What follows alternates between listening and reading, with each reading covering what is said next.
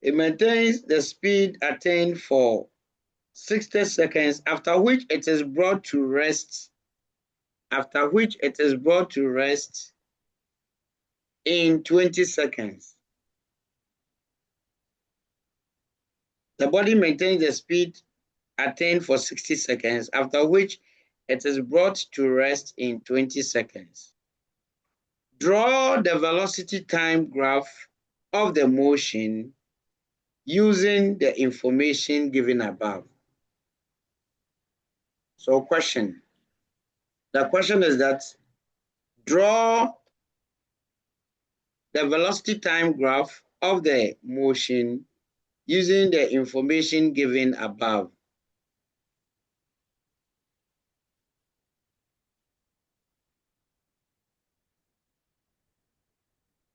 A, using the graph,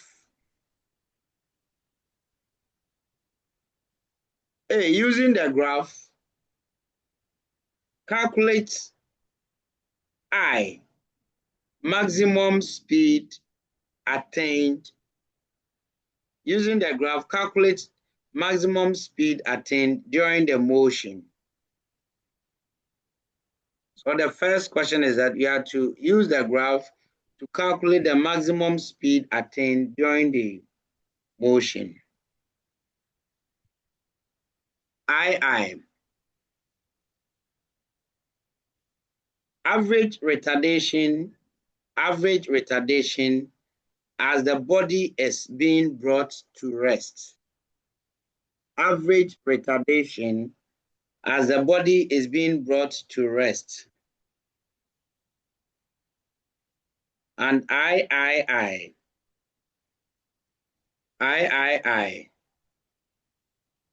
total distance traveled during the first 50 seconds. Total distance traveled during the first 50 seconds. And IV, average speed during the same time interval as in III. Average speed during the same time interval as in III. So for the benefit of those who just joined us, I'm going over. A body at rest is given an initial uniform acceleration of 8 meters per second squared for 30 seconds, after which the acceleration is reduced to 5 meters per second squared for the next 20 seconds.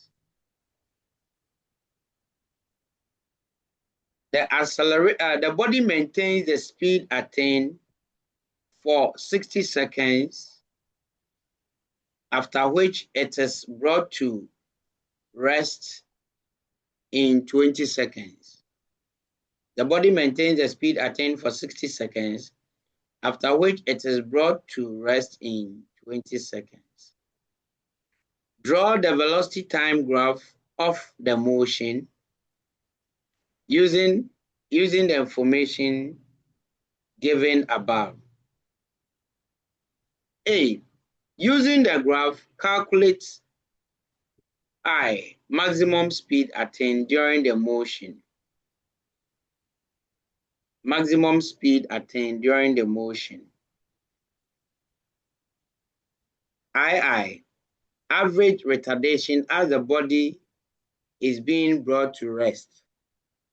Average retardation as the body is being brought to rest. Can you repeat the I? I, maximum speed attained during the motion. Maximum speed attained during the motion. And II, average retardation as the body is being brought to rest. Average retardation as the body is being brought to rest. Then III, total distance traveled during the first 50 seconds. Total distance traveled during the first 50 seconds. And IV, average speed during the same time interval as in III. Average speed during that same time interval as in III. This is the problem of the day. Okay, so ladies and gentlemen, I'm giving you 5 minutes. Okay, think through it. I mean, just try your strength, or try attempting the question. Then after that, I'll come in. I want to take attendance. So 5 minutes for you to attempt solving the question, after which we'll all discuss it and then finish this section. Okay. So start work. I'm taking your attendance.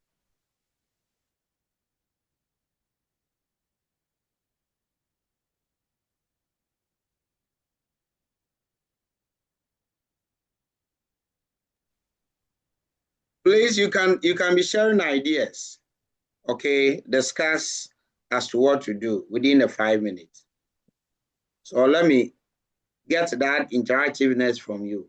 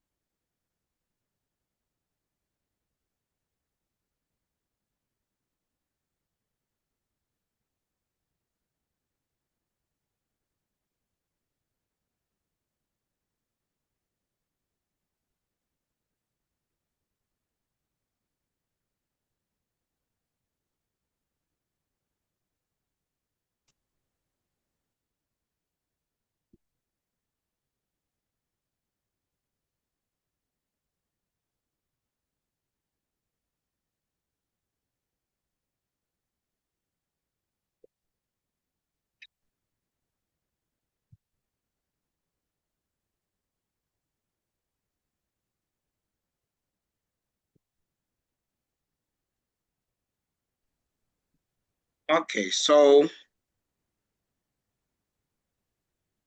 you still have about 3 minutes to go. So a body at rest is given an initial uniform acceleration of 8 for 30 seconds.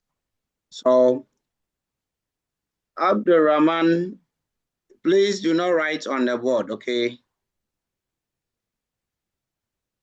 So when you look at the first part of the object's motion, you have to gradually divide it into parts. During the first part, the motion or the body starts from rest. So initial velocity 0. It accelerated. The rate of acceleration is 8.0 meter per second squared within a time of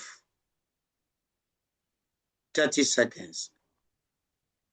In every acceleration, there is a final velocity attained. So when it starts when VU is 0 and goes through acceleration of this, what is the final velocity? So using equation 1, we can find the final velocity, and that's V would be equal to 0 plus A times the time, which is 30. This is equal to 240 meter per second. So when the body accelerates by this margin, it gets to a final velocity of this. Then the second part of the motion, after which the acceleration is reduced to 5 meter per second squared for the next 20 seconds. So looking at the second part of the motion, the acceleration is reduced. Please, reduction of acceleration does not mean it's a deceleration. If you have a velocity time graph and you have a continuous journey, V dash T graph, and when acceleration is this, and then there is also another acceleration, which is this. What does it mean? If you have A and then you have B under a velocity time graph, what does it mean? Class, quick one. If you have a velocity time graph and you have these two kinds of motion, A and B, what does it mean? Oh, anybody? Anyone to try? We've done graphs of motion, so do not disappoint me. Just appoint me instead. Daniel Aqua, if you have a velocity time graph and the motion is like this, what does it mean? Okay, Janice. Sir, please, I think the velocity accelerated. Then when it reached that point, it became a constant velocity. Yeah, Okay, that's what I think. that is what Janice thinks. More views. We are sharing views, so let me hear from. I think Janice is looking at this to look like flat, but Janice, this is what I'm saying. A is here, and then B also continues to this point. Okay, so if you have A and B under a velocity time graph, what does it mean? What does it mean? Oh, more views. You can be right, it can be wrong. It's part of learning. So let's share our views. Janice, thank you for expressing what you think with me. So if you are not talking, I'm going to pull the talking from your maps. Okay, Evans, let's hear from you. What do you also think? Sir, Yeah, please, go I ahead. think the velocity of the of the body reduced. Here, two bodies, so A and B.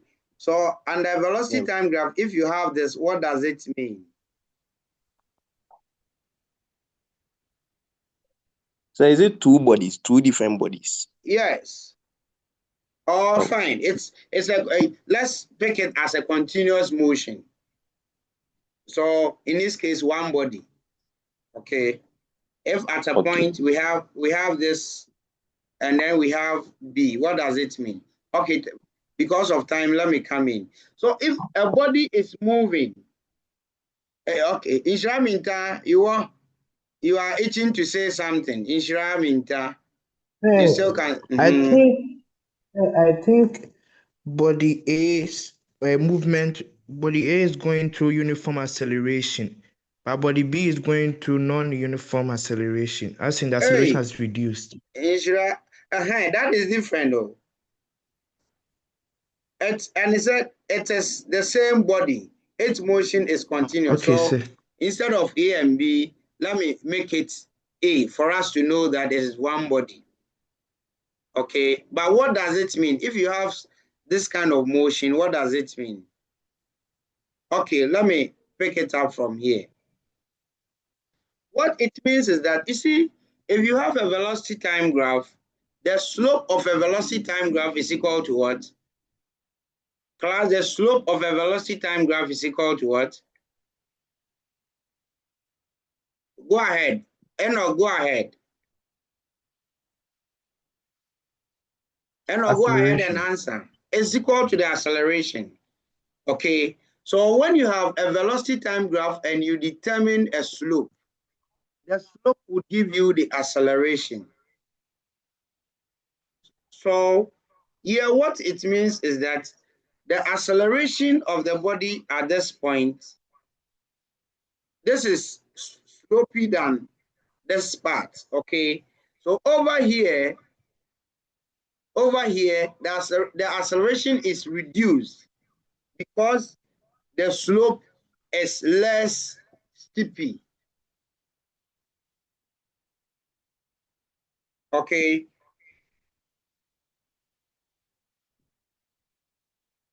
So over here, the acceleration is reduced. Acceleration at 2, this point 2, is less than acceleration at point 1. This point. Evans, your hand is up. Sir, please, I have a question. Go ahead. Sir, please, so in this case, if you say the velocity of the body has reduced, are you correct? Or? The velocity, yes, it will be reduced.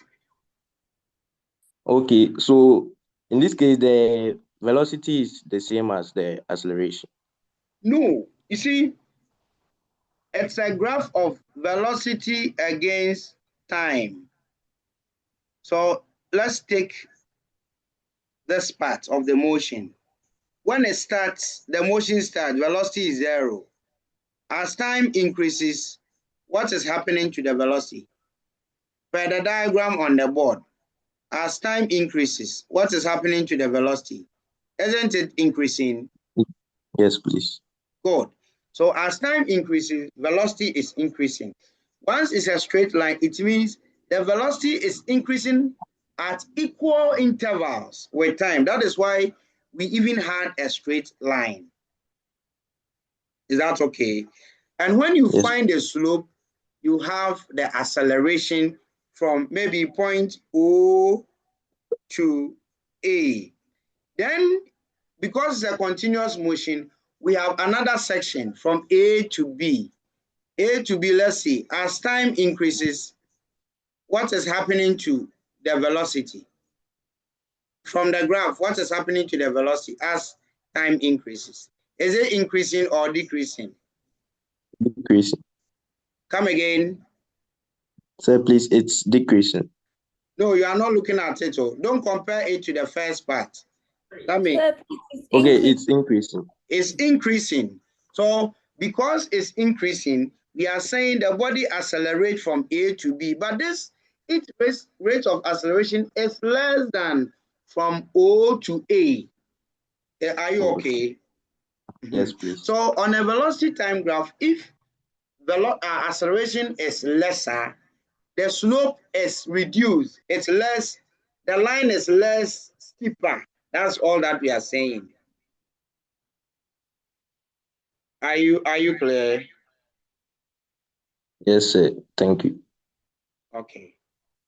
All right, then let's go ahead and then apply it to our problem.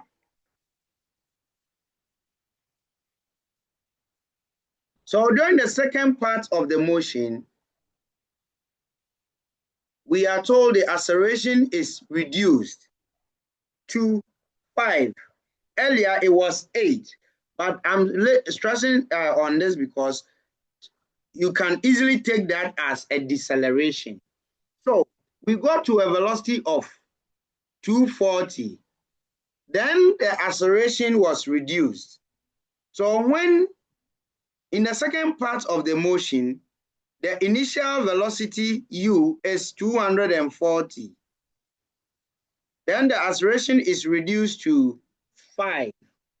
So A is equal to 5 meter per second squared. Okay, happening within a time of 20 seconds. Oh, Nanama, leave my board though. Nanama, you are also writing on my whiteboard. So if it is acceleration is reduced to this margin, what will be the final velocity here? V will therefore be equal to u plus 80. What is u in this case? U is 240 plus A is 5 times a time of 20. So it would get to a velocity of 100. This is 240 plus 100, totaling 340.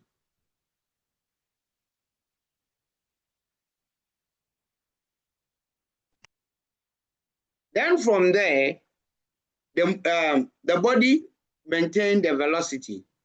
Okay, so the third part of the motion is that velocity is maintained, where u will be equal to v, and they'll all be equal to 340, occurring within a time interval of, this is, what's the time for that part of the motion?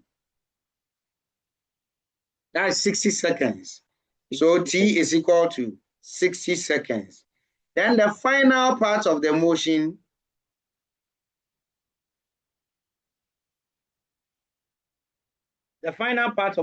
says that the body and after which it is brought to rest in 20 seconds.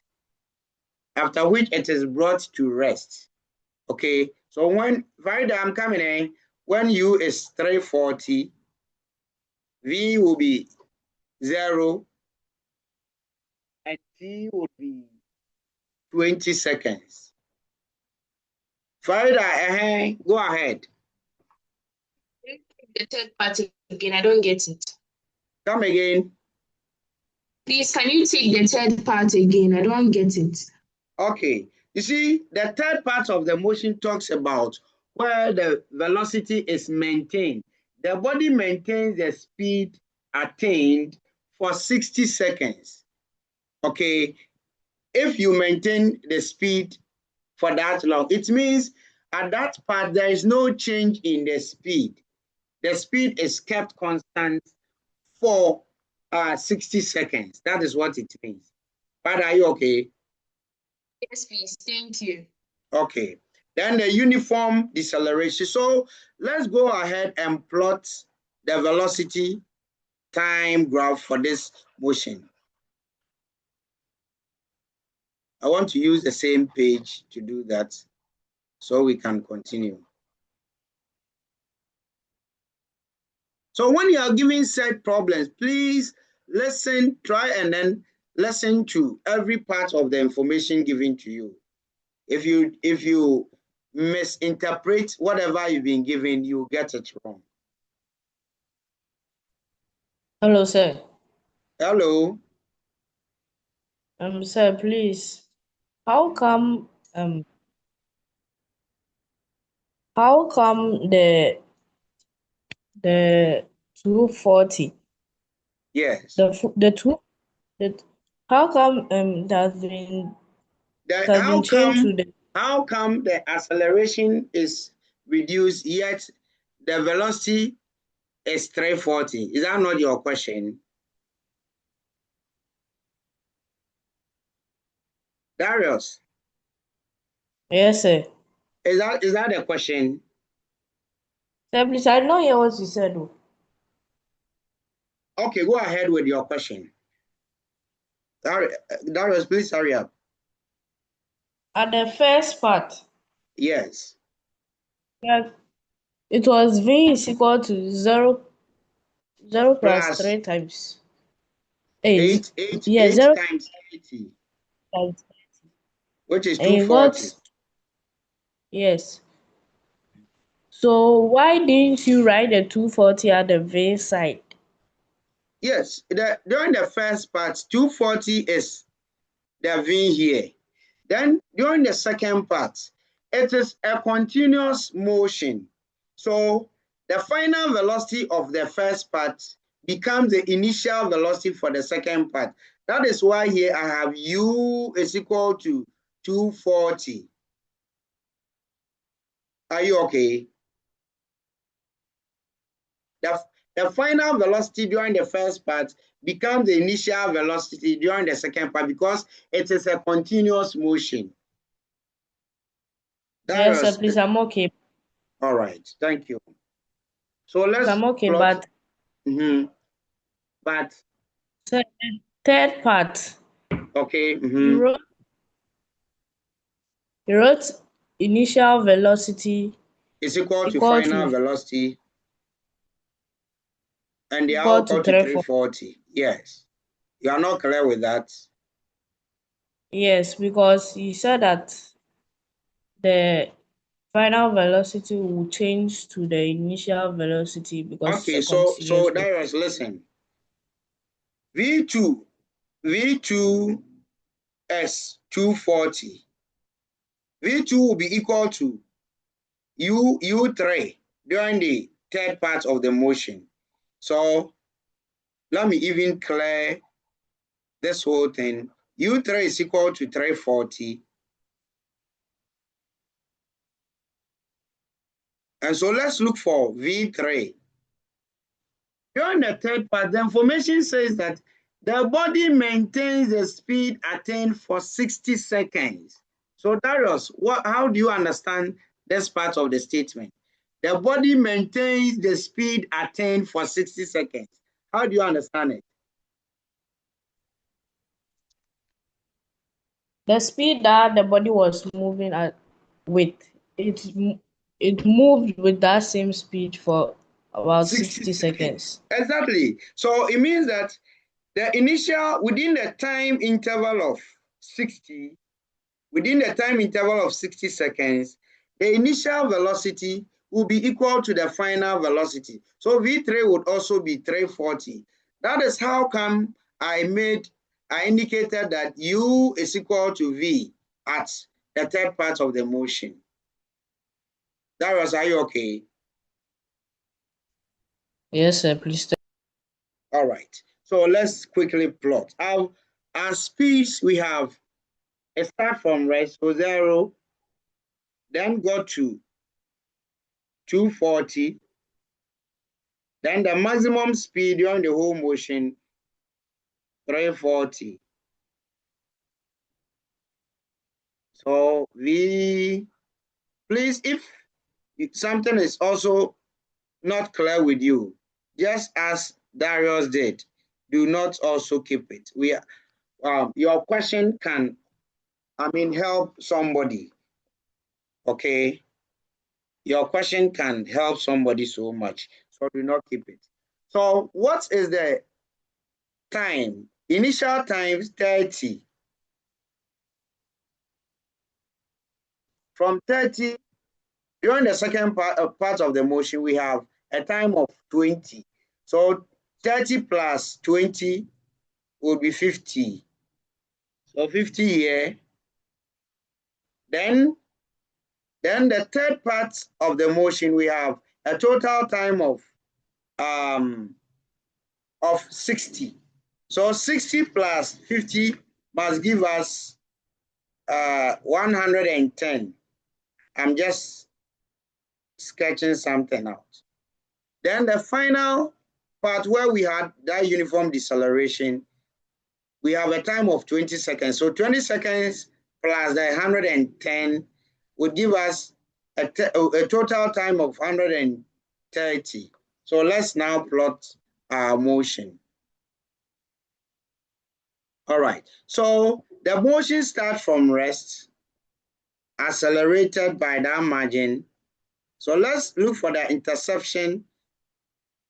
Let's first look for the interception between it accelerated to 240, a speed of this. So let's look for the interception between the velocity of 240 and the time. There's it.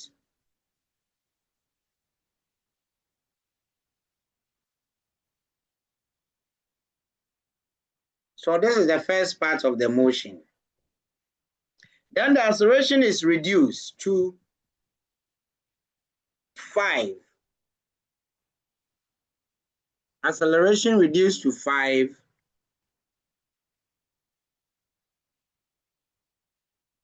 And the total time in this case is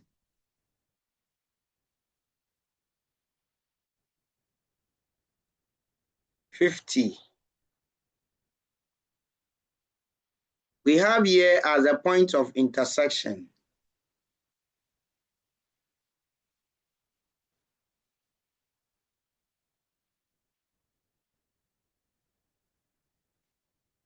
Let me modify the time so that it will create that difference a little bit.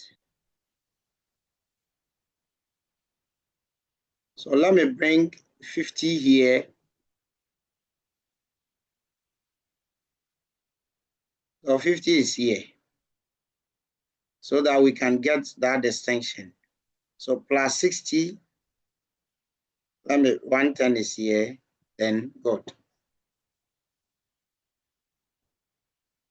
Else we will not get the difference very well. So that point of intersection must be here. Rahman, Abdul Rahman.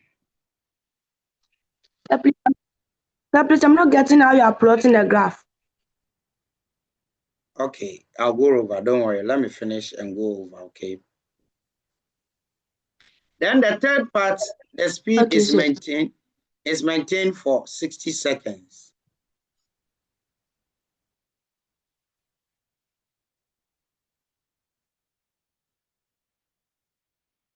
Then the final part of the motion, yes, it decelerates uniformly to rest. Okay, so let's go over, because this part must be less steepy than this one. It is not giving us the clear difference. So let me adjust the time so that we can get that difference. It means I must clear this part of the graph.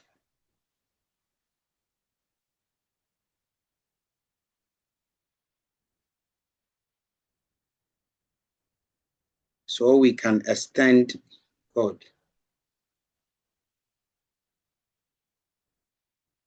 So let's extend this a little bit so that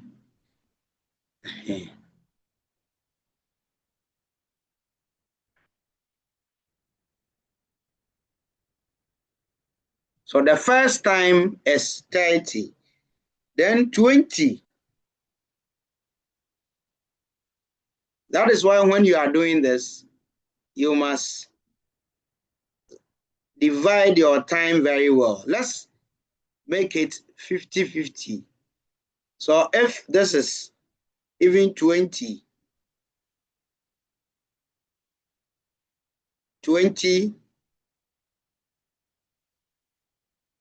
40, 60, 80, 100,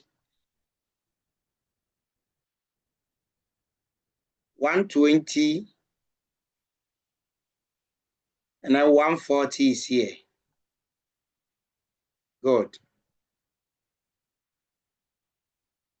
This is 20.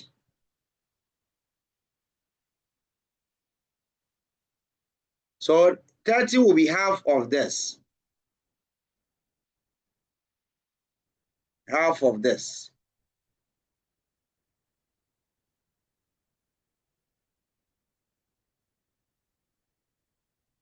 So they will all intersect here.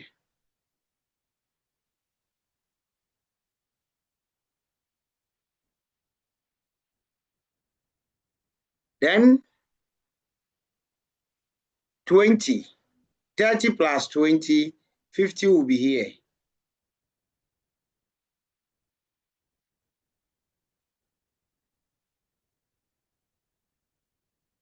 This is where the acceleration is reduced to that figure.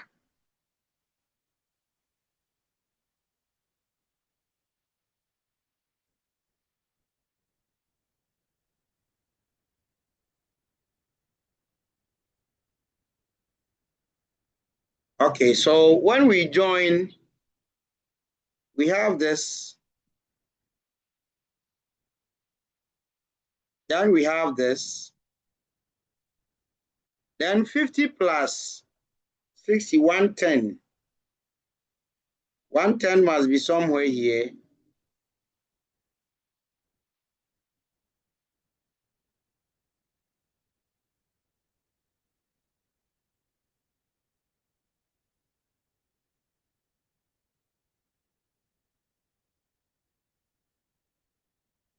Good.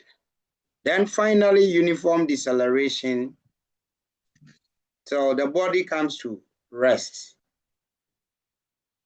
This is the graph of the motion that is talked about.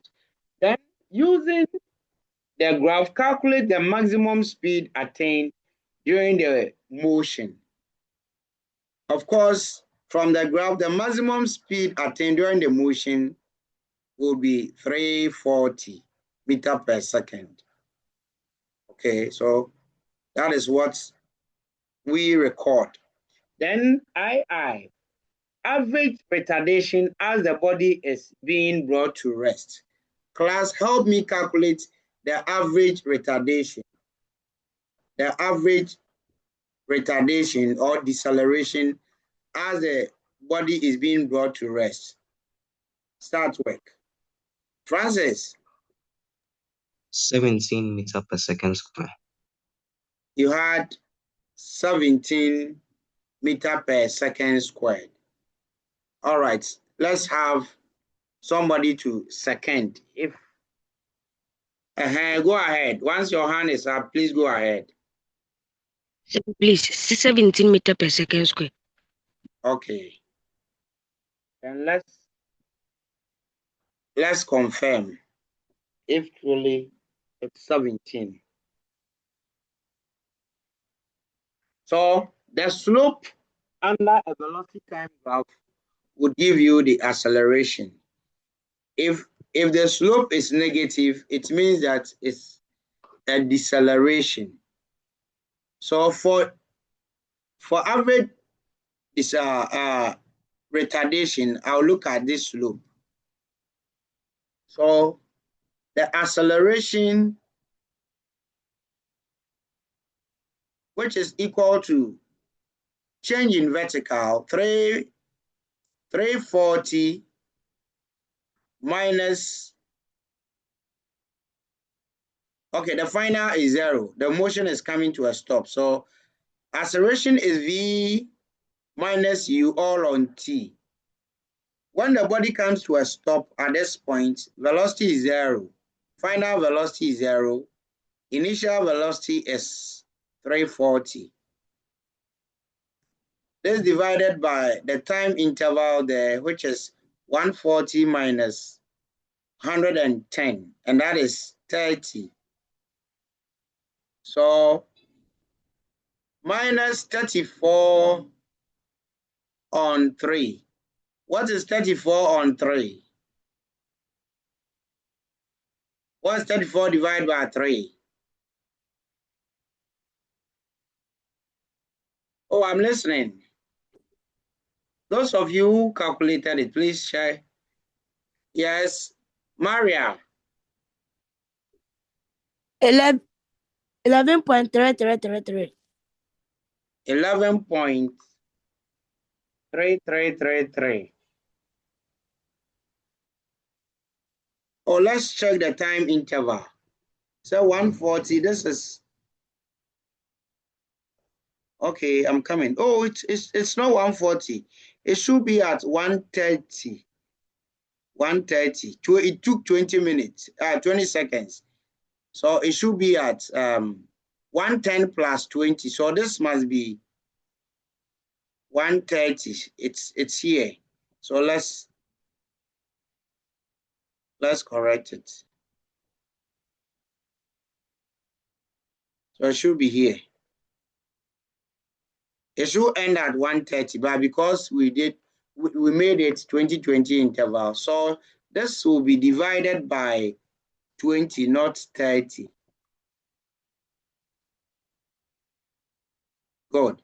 So we have 34 divided by 2, which is minus 17 meter per second squared. So the two answers given were correct. Okay. So this is the uniform retardation. The uniform retardation. Then the next question is total distance traveled during the first 50 seconds. Do that for me. The total distance traveled during the first 50 seconds. Total distance traveled during the first 50 seconds. Note that area under a velocity time graph is equal to the total distance traveled. And so here we have 0 to 50. This is 50. We have this shape, which is the shape of a triangle. And then this shape, which is the shape of a trapezium. Let me change color. So find the first part of the motion, and then the second, and then add them. This is a trapezoid shape. So you must treat them differently. So the first part, half base times height. The base is 30. The height is 240.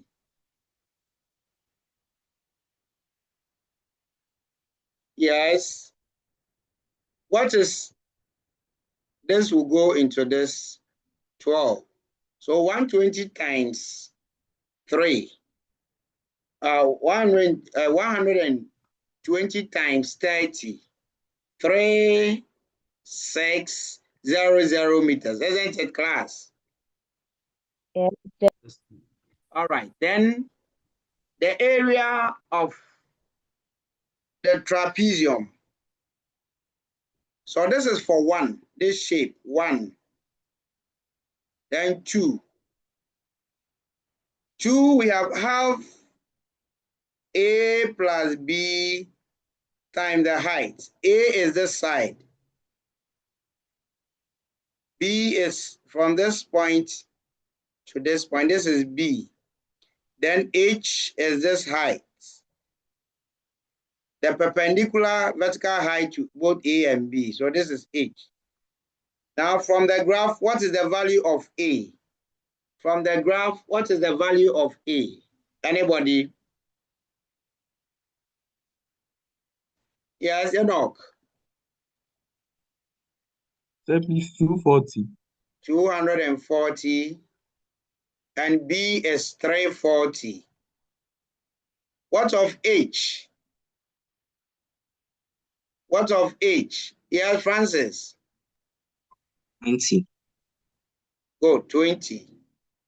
So this and this 10, 240 plus 340. This is giving us what? 580. Yes, Sean. Sean. Yes, sir. Your hand is up while you were giving an answer. Please. So total distance traveled would be equal to 3,600 plus 5,800. Okay. And this must give us 9,400. 9,400 meters. So this is the total distance traveled. What will be the total displacement of the body? Anybody? Anyone here to help? What will be the total displacement of the body? Ejewa. I have two Ejewas here. Oh, what will be the total displacement of the body? Oh, I say, Pascaline. Pascaline, what is the total displacement?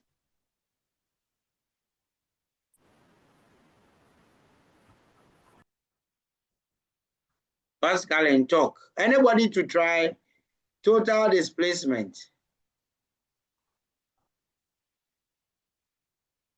Anybody? Hey, okay, total displacement is the same as the total distance covered, 9,400. The reason is that if direction of motion does not change or is the same, distance is equal to displacement. There is that difference when the direction changes. And you see over here, the body, the graph is along the positive y.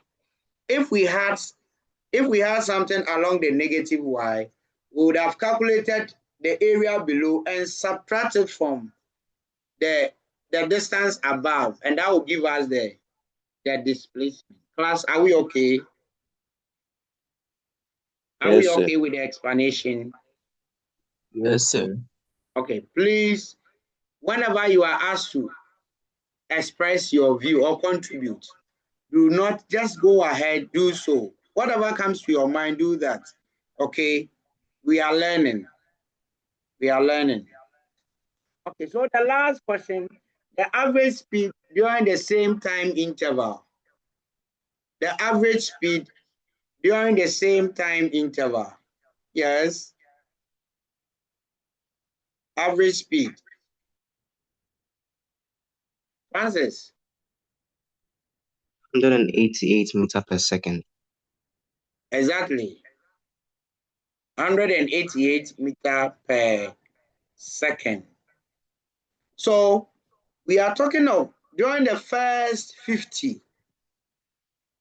An average speed can be determined in two different ways.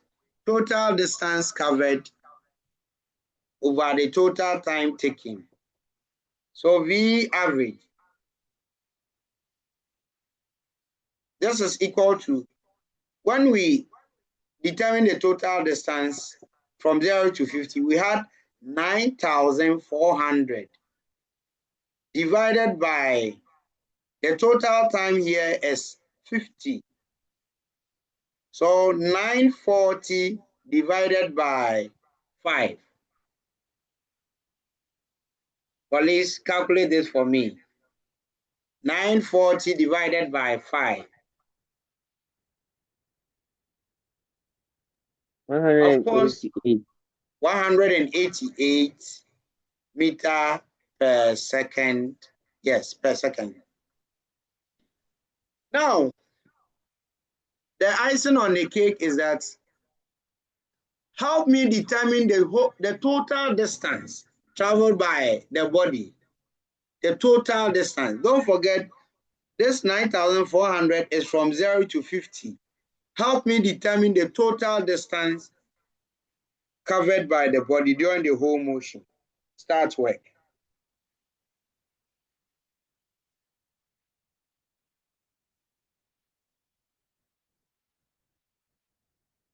The total distance during the whole motion. Abdurrahman. Yes, sir. Have you finished? Yes, sir. What's your answer? 32,300 meters. 32,300 meters.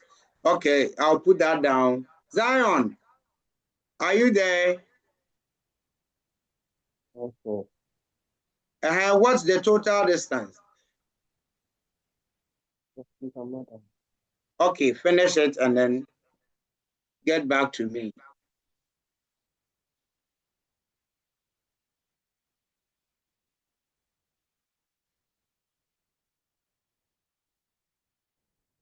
Stephanie. Yes, sir. Okay. Today you are here. Yes, please. I'm going through the list. Miraculous.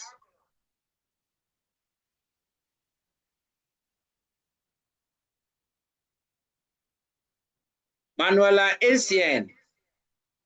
Kingsley Aka. Okay, we just want to confirm what Abdullah gave to us.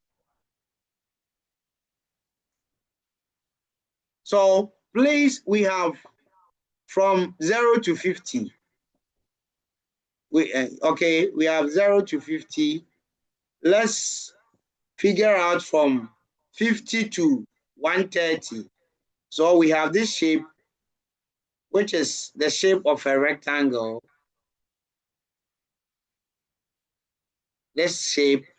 And then we also have from 110 to 130, which is a triangle.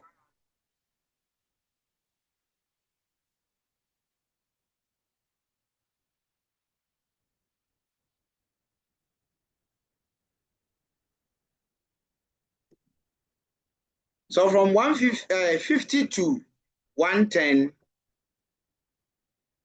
the distance will be the length times the breadth.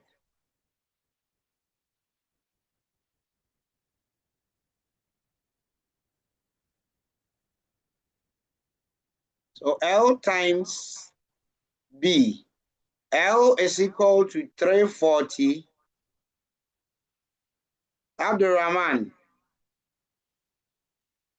Sir, please, the answer was supposed to be 33,200 meters. Okay, we'll confirm, don't worry. So this is 50, this is 110. Evans. Please, I got the same answers. Abdurrahman. Okay. So 130 minus 50, that is 80. 34 by 8. Yes, Eric. Please, I had the same answer. Okay. So this is giving us 27200. Then the third part, which is a triangle, half base times height. The base here is equal to 20. Then the height is 340. So this is also giving us 3400. So let's add them.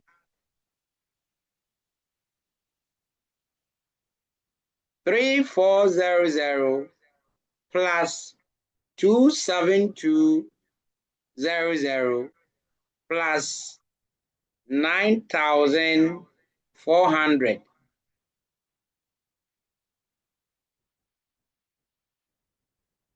Hey, I'm getting something more than that. Oh. Let's go through it again.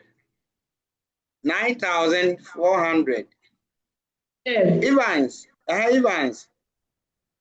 Sir, please, the breadth. I got 60 meters as the breadth. Yes, sir. For, Say 60. Not 80. Not 80. Please, the breadth is wrong. Let me see.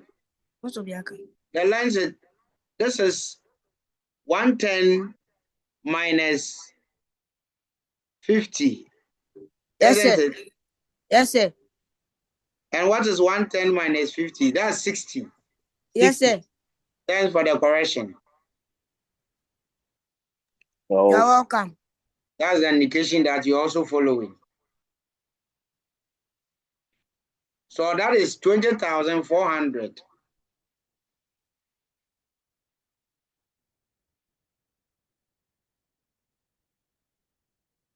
Okay. So in that case, let's add. Plus 9,400. 33,200. 33,200. So that is it. Okay. So in this case, displacement is also equal to the distance, total distance traveled. Is there any question? Having tried this brainy question, I can then decide to give you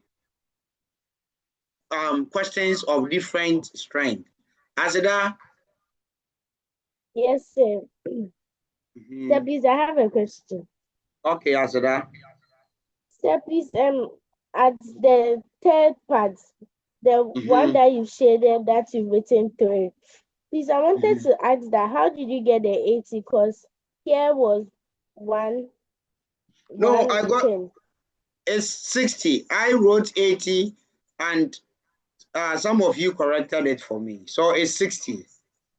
Sir, please, did you minus anything to I'm get coming. the 60? Yes, I'm coming. Okay, so the length is this part, which is 0 to 340. Okay, then the breadth. This point is 50. This point is 110. So as I look at something, if from 0 to this point is 110, and from 0 to this point is 50, how would you calculate from 50 to 110? Won't you subtract? Yes, please. So 110 minus 50 would give you 60. Yes, please. Thank you. I understand. Okay.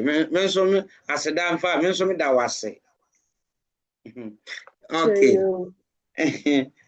Let's move on to Newton's laws of motion.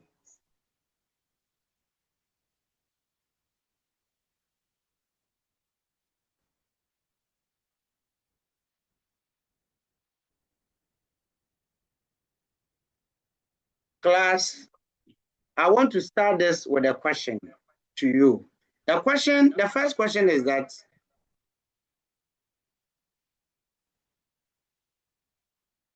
how do you move? What causes your motion? What causes movement in you? I'm referring it to you. Abdul Rahman, what causes the movement of you? Mm-hmm. Abdurrahman, go ahead. So my idea is like a force. So take us through how you can actually move. The force can cause your movement. So I force my hand to move. I move it, like I force it to move. You force. Okay.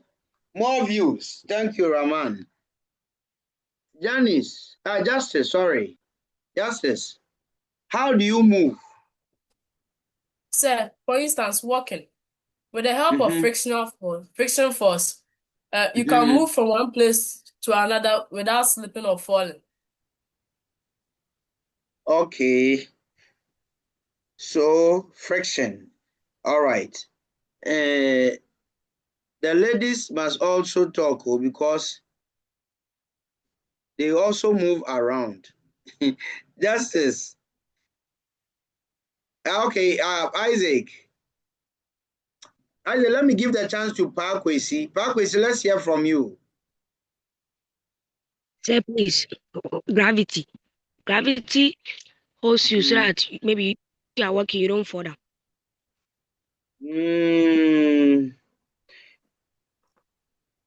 Here, what enables us to walk without falling is actually frictional. Okay, that contact force between the sole of between our feet and then the ground is friction. Frederica, last one. So due to the Newton's third law of motion, that is action and reaction, we can walk due to friction force. So objects, generally, all that we are saying is that objects can move due to exertion of force. If there is no force, we cannot move. Is that the case? Is that the general view? Yes, sir. Yes, sir. Okay. So, far back the time of Aristotle, people were trying to figure out what actually causes motion. Okay. So it was a burden on scientists to figure out what actually causes motion. Then Aristotle was the famous scientist, intellectual, and everything. And so whoever had issues goes to Aristotle to explain, okay, or to advise, give an advice on the person's issue. So Aristotle was the first to figure out what is actually responsible for movement or motion. And so when Aristotle says it, that is all. Whatever Mr. Abia will say, it doesn't matter because Aristotle has spoken. And so Aristotle's first view on motion was that motion is due to the continuous force. He also agreed that yes, there must be a force, but he said that motion is due to the exertion of continuous force. Exertion of continuous, meaning the force must follow the object or the body for motion to occur. And so to some extent, this was carried for years. Okay, and it was people, saw the sense in what he said, because if a table is there and you want it to, move, you exert a force, you push it. Once you remove the force from it, the table cannot go again. If you are riding a bicycle, the bicycle would move as long as you continue to pedal the wheel. When you stop pedaling, it will also stop. It will move for a while and stop. When a car is moving and the engine is off, okay, the car will move for a while and then will stop. And so people saw the signs in what Archimedes said. But objects, moving objects do not stop just because the force is removed. But do you know that objects come to a stop due to the fact that there is a force which works against it? So objects come to a stop not because there is no continuous force. Yes, a continuous force or there's a force is needed to start movement. But when the force is removed, the object comes to a stop not because the force does not follow it, but rather because there is a force working against the direction of movement of the object. And this force is friction. It is friction that brings object to a stop. Okay, so when you push a table and then you remove the force, it stops because friction overcomes that force. When you are pedaling a bicycle and you stop pedaling, you will move for a while and stop because friction comes against it. When the engine of a car is off, the car would move for a while and come because friction works against it. So that is what causes an object to stop. Okay, if you have seen those people who play hockey on ice, if you have that vast medium, when the person is pushed, the person can move for a long time and wouldn't stop. This is because on icy floor, friction is almost zero. So there's nothing to stop, counter the force. Astronauts in space, okay, when they get to mid-air, can off their engine, and then the rocket would move by itself. Once they find themselves in mid-air, it will move by itself, okay, without the use of the engine. They will only on the engine when they want to change direction or increase speed. So note that objects come to a stop not because the continuous force is removed, but because there is a force working against it. Then after Aristotle, another physicist came in, Galileo.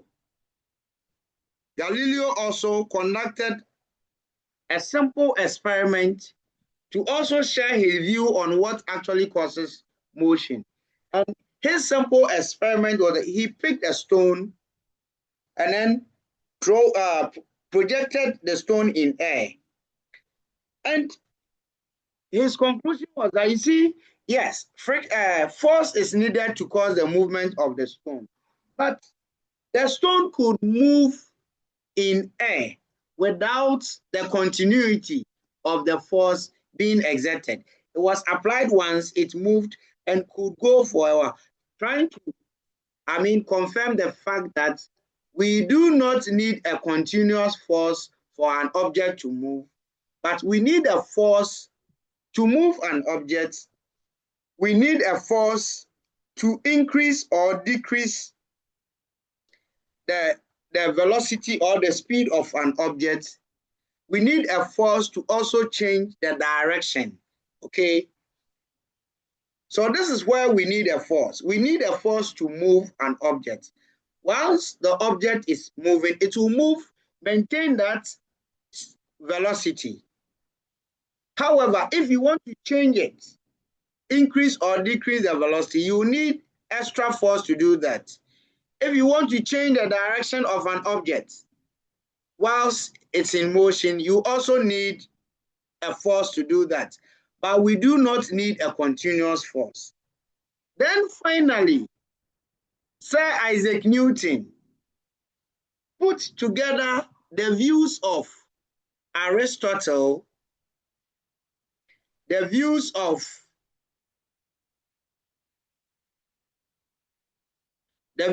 Galileo, and created his own laws of motion, known as Newton's laws of motion. Okay, so it looks as if Newton was the person to document all that was said, and he was honored with the laws of motion. So let's look at Newton's first law.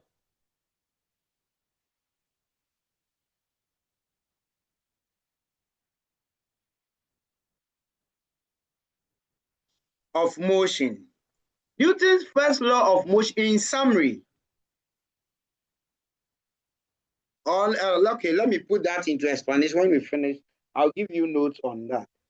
He's saying when an object is stationary, or a stationary body would continue to be stationary. A stationary body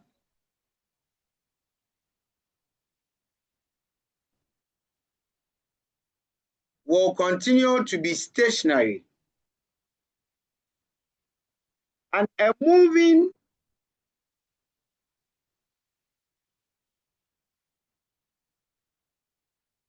Nanayao, leave my board though. And a moving body would also continue to move with a constant velocity.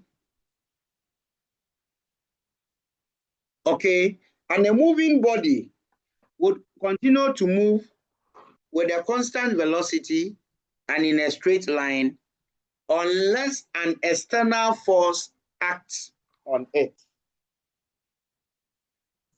A stationary body will continue to be stationary. A moving body would also continue to move with a constant velocity and in a straight line unless an external force acts on it. So this is Newton's first law of motion. Class, are you with me? Yes, sir.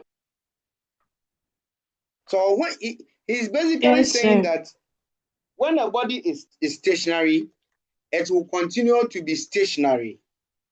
And when a body is in motion, it will also continue to move with a constant velocity and in a straight line, so the only condition where its stationary state, its constant velocity state would change is that when there is an external force acting on the body.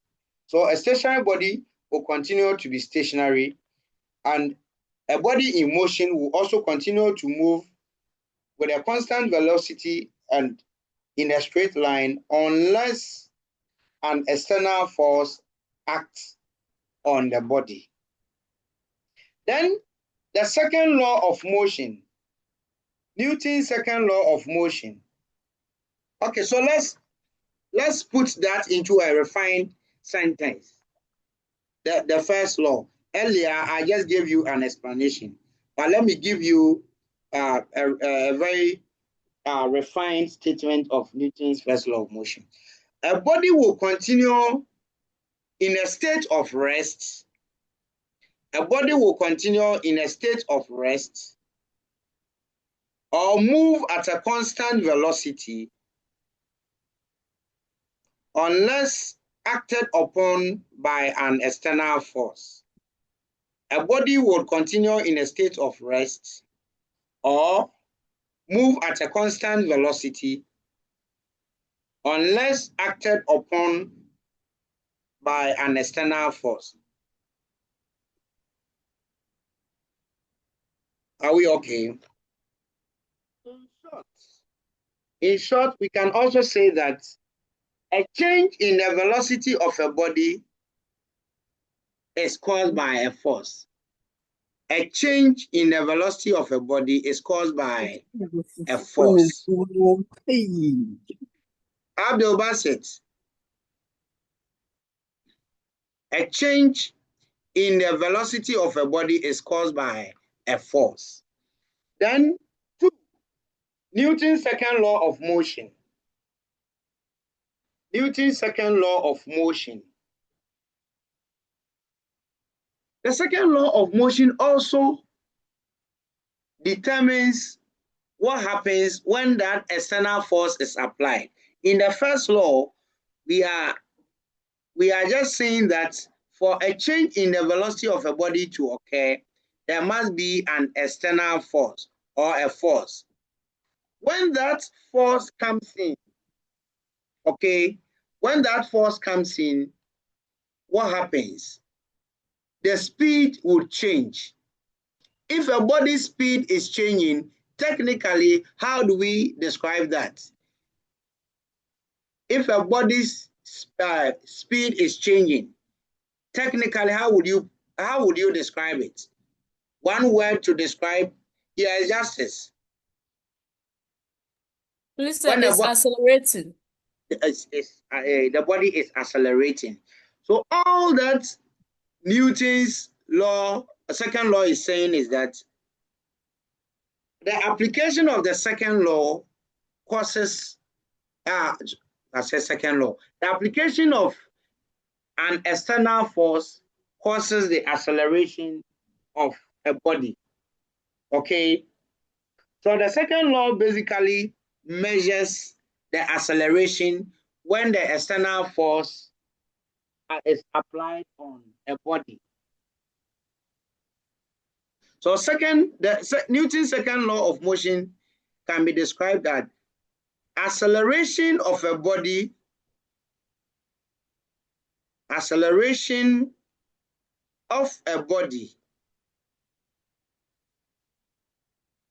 is directly proportional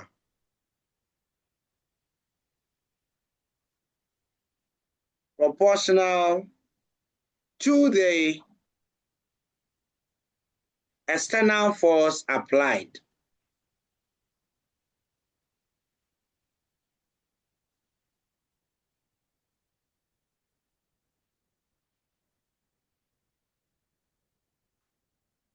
Acceleration of a body is directly proportional to the external force applied. Okay, it would also be put in a different way, but let's look at an application.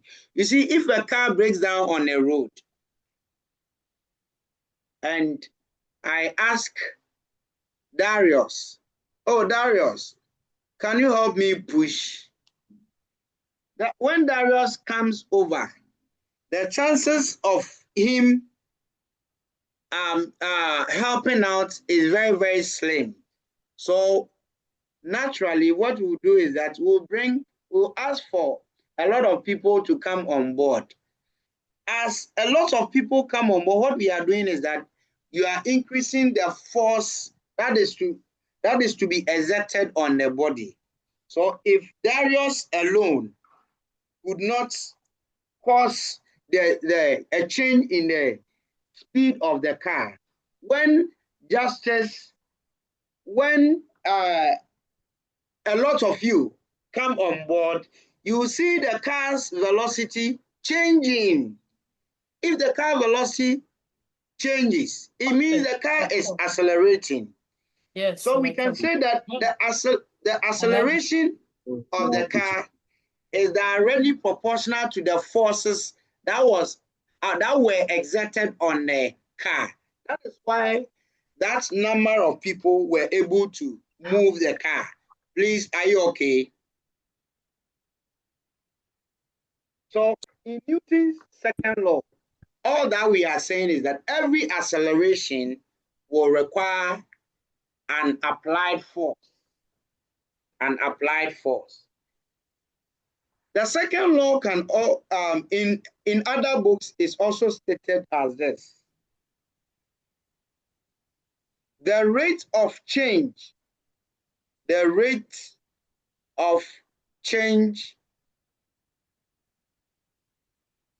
of linear momentum I'll later explain all this to you. The rate of change of linear momentum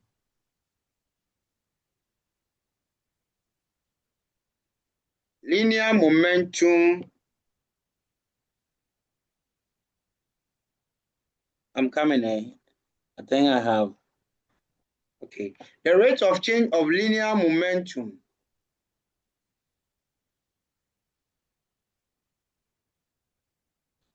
of a body with respect to time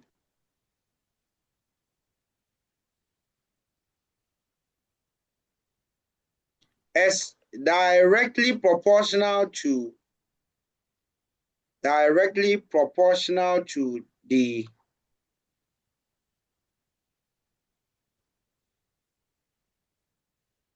the applied force. This is another definition of or how Newton's second law of motion is stated. Okay, either acceleration of a body is directly proportional to the external force applied, or the rate of change of linear momentum of a body with respect to time is directly proportional to the applied force. Then the third law of motion is known as the law of action and reaction. Newton's third law of motion is the law of action and reaction. And the law says that action and reactional forces, action and reactional are equal and opposite. Action and reaction are equal and opposite, or but opposite. Newton's first law of motion is also termed as the law of inertia.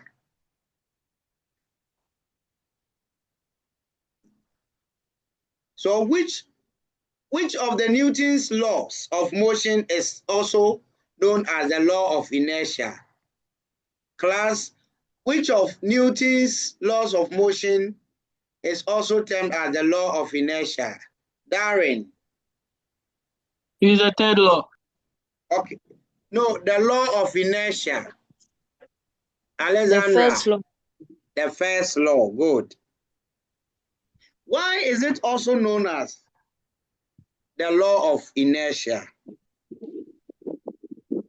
The first law actually says that a stationary body will continue to be stationary, and a moving body would also continue to move with a constant velocity unless force is applied. Okay, unless, so there will be movement only when what happens? There will be movement only when what happens? Class, force is applied. Good. Now, look at if somebody is, so, okay, before then, when force is applied, what happens? When eventually the force is applied, what will happen?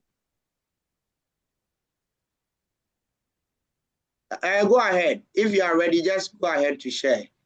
If force is applied, what will happen? There will be a change in velocity of the object. Technically, the body would accelerate. Is that okay? Now, Yes. Yes. if you have Pragya, this Pragya tricycle, and then you have a saloon car. Ahimkra Daniel, your hand is up.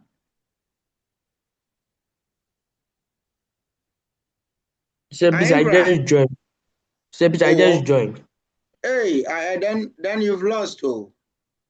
I'll send a video, so don't worry, okay? Okay, sir. Now, look at Pragya and the Salunka. Which one has a greater mass? Salunka. As the Salunka has a greater mass than the Pragya. So if you want to change the velocity in both, which one will require a greater force to change the velocity? Will it be the Salunka or Pragya? The Salunka. The Salunka. So a greater force will be needed to change the velocity of the Salunka than the Pragya. This is because this has a greater mass. Okay, greater mass. The measure of the mass of a body is the inertia. Okay, so when the body has a greater inertia, there will be a greater force that is needed to change the speed than when it has a lesser inertia. The inertia of a body is defined as opposition to a change in the velocity. Inertia of a body is the measure of the opposition to the change in the velocity of the body. So when a body has a greater mass, it has a greater inertia. So greater inertia will require a greater applied force to change the speed or the velocity than the lesser inertial body.